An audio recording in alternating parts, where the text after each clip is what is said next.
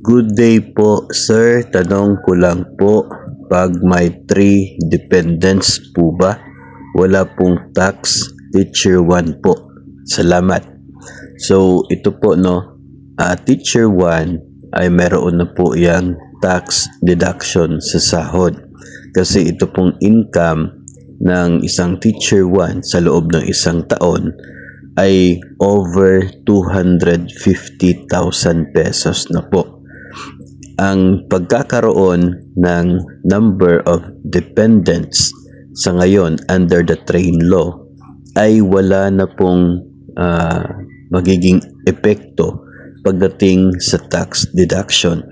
Hindi na magkakaroon ng dagdag na exemption dahil sa dagdag na bilang ng mga dependents.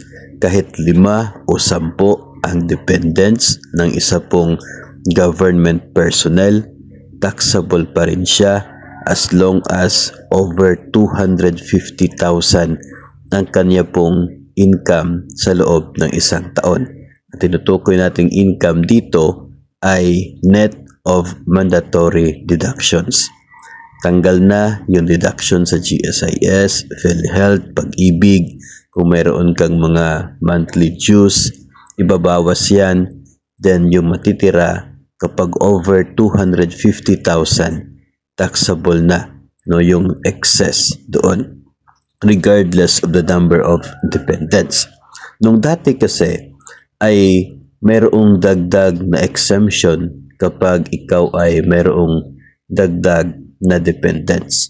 Yung pagiging head of the household, meron yung I guess nasa 50,000 yun.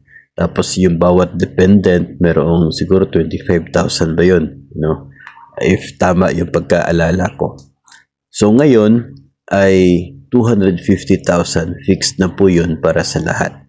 Nung dati, mas malaki ang exemption kung mas marami kang dependents. Pero siguro ay hirap din abutin itong 250,000 na exemption.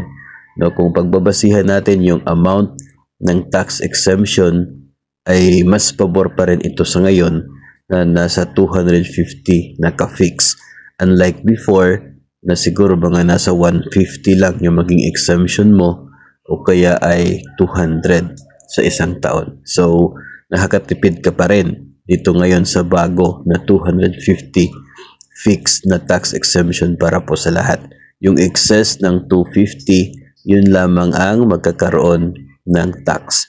So, to answer the question ay wala po. Walang epekto ang pagkakaroon ng dagdag na exemption. Magkakaroon pa rin ng tax deduction ang isa pong teacher 1 kahit 3 na yung kanyang dependents o kahit 5 o 10 pa ang dependents ng isa pong teacher 1. Dahil kung pagbabasihan natin yung sahod ng isang teacher 1, lagpas po sa 250,000 ang kanya pong income net of mandatory deductions sa loob ng isang taon.